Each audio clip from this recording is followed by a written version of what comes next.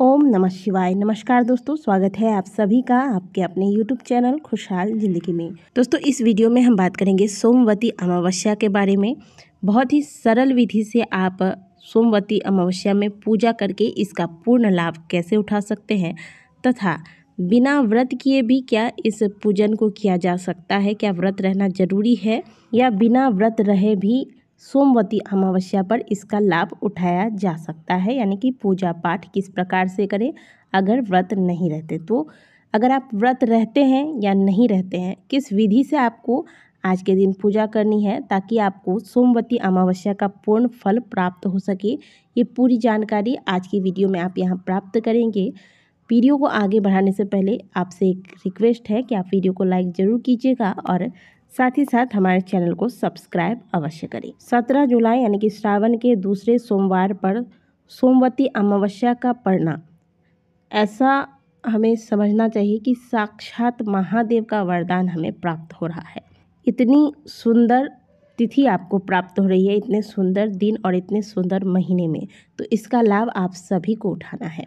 सोमवती अमावस्या खास करके सुहागिन महिलाओं के लिए बहुत महत्वपूर्ण है और यदि आप पहली बार सोमवती अमावस्या का पूजन करना चाहते हैं या व्रत रख रहे हैं या फेरी लगाना चाहते हैं, जो भी नियम आपके यहाँ चलता है आप आरंभ करना चाहते हैं, तो आप क्योंकि शुद्ध सावन में आपको प्राप्त हो रहा है यह सोमवती अमावस्या, तो आप इसे आरंभ कर सकते हैं। तो करना क्या है, आप 108 पान की पत्तियां मंगा लीजिएगा और धान आप स्क्रीन पर देख रहे हैं, यह धान आपको पूजा की सामग्रियां जहां प्राप्त होती है वहां आसानी से प्राप्त हो जाएगी, वहां से आप धान मंगवा लें। अब इन पान के पत्तों पर थोड़ा थोड़ा धान रखकर 108 पूड़ियाँ बना लें और थोड़ा सा आप चावल ले लीजिएगा। पूजा वाला जो चावल होता है इसे आप थोड़ा पानी में भिगो लें और इसका एक पेस्ट बना लें। थोड़ी देर भिगोने के बाद यह फूल जाएगा और इसका पेस्ट बना लें, जिसे कि हम सभी पिठार कहते हैं। और अगर ऐसा नहीं कर सकते तो आप एक और कार्य और कर सकते हैं कि चावल का आटा प्राप्त हो जाए अगर आपको, तो उसी को घोल कर आप पिठार तैयार कर लें। इसमें थोड़ा सा आप हल्दी मिला दें और हल्दी जो है वह साफ़ सुथरी होनी चाहिए। आप खाने वाला हल्दी मत मिलाइएगा। पूजा घर में अगर आपने, यानी कि घर के मंदिर में यदि आपने हल्दी रखा है या फिर कोई नया पैकेट मंगवा लें, उसमें से आप हल्दी डाल दें इसमें। अब कुछ लोग चने से फेरी लगाते हैं, कुछ लोग मूंगफली से फेरी लगाते हैं, कुछ लोग क्या करते हैं, सुहाग की 108 सामग्री जिनमें कि आप सिंदूर की डिब्बी रख सकते हैं या फिर बिंदी के पत्ते या फिर चूड़ियाँ रख सकते हैं।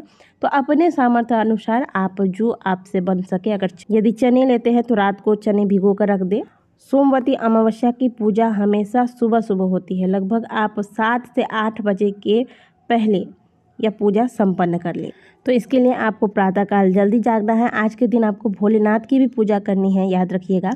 तो आप प्रातःकाल सूर्योदय से पहले जागे, स्नान इत्यादि करने के बाद, क्योंकि आज अमावस्या तिथि है तो कुछ न कुछ दान भी अवश्य निकालिएगा। और इसके बाद घर की पूजा वगैरह जो भी आप करते हैं, करने के बाद सुंदर से तैयार होइएगा। सुंदर से तैयार होने का मतलब है, सोमवती अमावस्या का सीधा संबंध सौभाग्यवती महिलाओं से है। सौभाग्यवती महिलाएं आज के दिन सुहाग में वृद्धि तथा सुखी वैवाहिक जीवन के लिए पीपल वृक्ष की फेरी लगाती है। तो आज के दिन आपको अपने सौभाग्य से जुड़ी सभी श्रृंगारों को धारण करना है, जैसे आप सिंदूर, बिंदी, चूड़ी, बिछिया, पायल, मंगलसूत्र, इन सभी चीज़ों को धारण करके अच्छे से तैयार हो जाएं। अच्छी तरह से तैयार होने का मतलब यह नहीं है कि आपको बहुत ज़्यादा मेकअप कर लेना है। अच्छी से तरह से तैयार होने का मतलब है कि आपकी जो सौभाग्य की चीज़ें हैं इन सभी को आज के दिन धारण कर लें।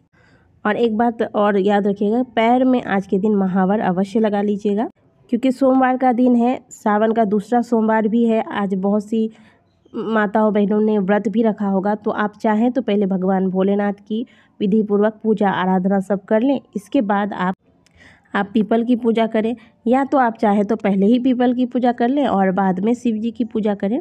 ये इससे कोई फ़र्क नहीं पड़ता, आपको जो सही लगे। क्योंकि जो सोमवती अमावस्या में मैंने आपको बताया कि पूजा आपको जल्दी करनी होती है, तो आप चाहें तो पीपल पूजा पहले कर लें। अब पूजा की जो आप थाली तैयार करेंगे, इसमें आपको, जैसा हमने आपको बताया कि 108 पान के पत्ते और थोड़े थोड़े से धान रख के इनकी एक पूड़िया बनाकर आप थाली में सुंदर से सजा लें। सुहाग की सामग्रियाँ जैसे सिंदूर, बिंदी, चूड़ी, मेहंदी, इन चीज़ों को अवश्य थाली में रखिएगा और जो रात में आपने चने भिगो के रखे थे इसमें से 108 गिन कर रख लें। और इसी प्रकार से 108 चने के में आप 108 किशमिश, 108 मूंगफली, 108 मखाने गिन के रख दें। देखिए सुबह सुबह इतनी सारी तैयारियां से हो नहीं पाएगी, क्योंकि आपको घर का अन्य कार्य भी करना है, घर में भी पूजन करना है, खुद भी तैयार होना है। तो ये सारी चीज़ें आप हो सके तो रात को ही तैयार करके रख लें। और अब फेरी लगाने के लिए कच्चा सूता अवश्य रख लीजिएगा। और फेरी लगाते वक्त हमेशा ध्यान रखिएगा कि फेरी हमेशा सीधी दिशा में, यानी कि घड़ी की जो सुई है वह जिस दिशा में घूमती है इसी दिशा से आपको फेरी लगानी है।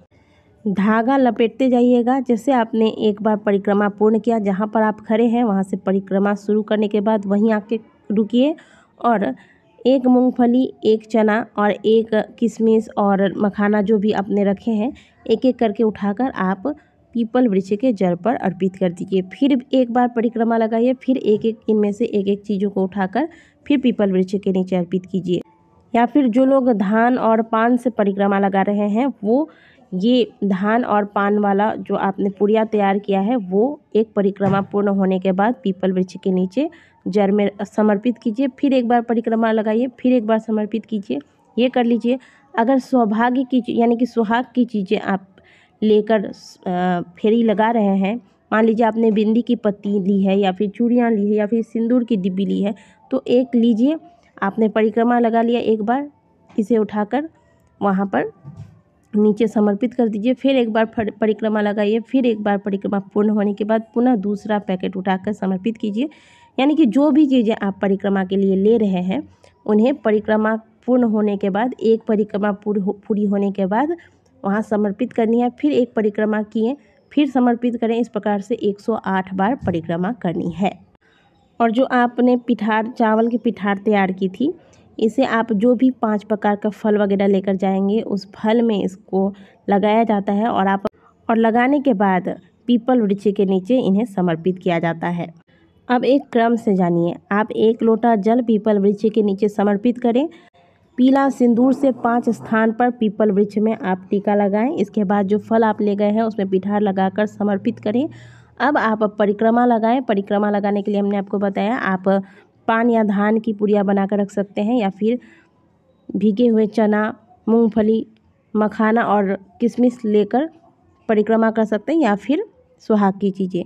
तो इनमें से जो भी आपसे बन पड़े, आपके यहाँ जिस प्रकार से होता है उस प्रकार से आप 108 बार परिक्रमा कर लेंगे। हर परिक्रमा में आप पीपल वृक्ष में सिंदूर से, पीला सिंदूर आप अपने पास रखिएगा, सिंदूर से टीका लगाइएगा और यही सिंदूर आपको अपने मांग में भर लेना है। इस प्रकार से आपको परिक्रमा लगानी है, यानी कि फेरी लगानी है। और अखंड सौभाग्य की कामना करते हुए पीपल वृक्ष की इस प्रकार से पूजा करके उन्हें प्रणाम कर लें।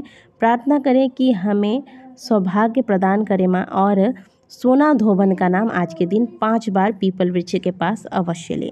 इस प्रकार से आपको पूजा करनी चाहिए। सोमवती अमावस्या पर फेरी लगाने की ये सही विधि है। आप बात करें व्रत की, तो यदि आप व्रत रखते हैं तो अच्छा है, बाकी आप बिना व्रत के भी इस विधि से पूजा कर सकते हैं। इसके बाद महादेव की पूजा करने के बाद माता पार्वती से भी आप प्रार्थना करें कि हे माता, हमें अखंड सौभाग्य दो और सदैव हमारे पति का प्रेम हमें प्राप्त होता रहे।